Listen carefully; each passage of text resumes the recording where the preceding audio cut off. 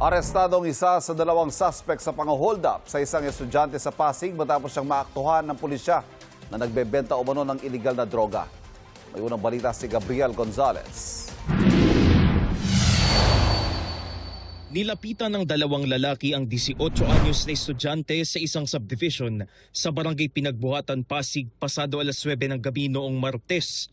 Pilit hinablot ng mga lalaki ang cellphone ng babae. Nagpumiglas ang biktima pero nakuha pa rin ang kanyang cellphone na nagkakahalaga ng 27,000 pesos. Sinubukan niyang habulin ng mga lalaki pero nakatakas na sila. Nagsumbong sa barangay ang biktima. Nakilala ang isa sa mga sospek na edad 21 anyos na taga-barangay Pinagbuhatan din.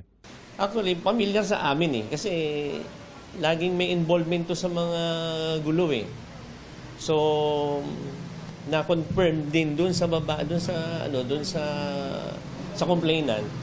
Kaya na-identify na namin. Ditong Sabado, naaktuhan ng mga nag-iikot na pulis ang sospek na may binebentahan umano ng iligal na droga. Kaya inaresto siya. Noong nagkaroon ng Oplan Galugad, natsyempohan naman ng mga kapulisan natin doon sa Kaliwag Street kung saan doon siya nahuli. Na-confirm natin, na-verify natin na siya yung suspect doon sa pagnanakaw.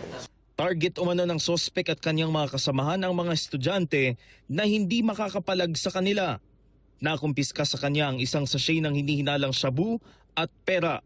Hirap naman ngayon ng biktima dahil ginagamit niya sa pag-aaral ang nanakaw na cellphone. Lalo't sunod-sunod ang online classes dulot ng masamang panahon. Traumatic siya sa akin. Hirap na ako lumabas, hirap ako matulog, palagi ako nag-iisip. Naapektuhan talaga ako nito, lalo na sa academics ko. Desidido ang biktima na magsampa ng reklamong robbery laban sa naarestong sospek at kanyang kasabwat na tinutugis pa. Nakakulong na sa Pasig City Police Custodial Facility ang sospek na naharap sa reklamong paglabag sa Comprehensive Dangerous Drugs Act of 2002. Tumanggi siyang magbigay ng pahayag. Ito ang unang balita. Gabriel Gonzalez, GMA News.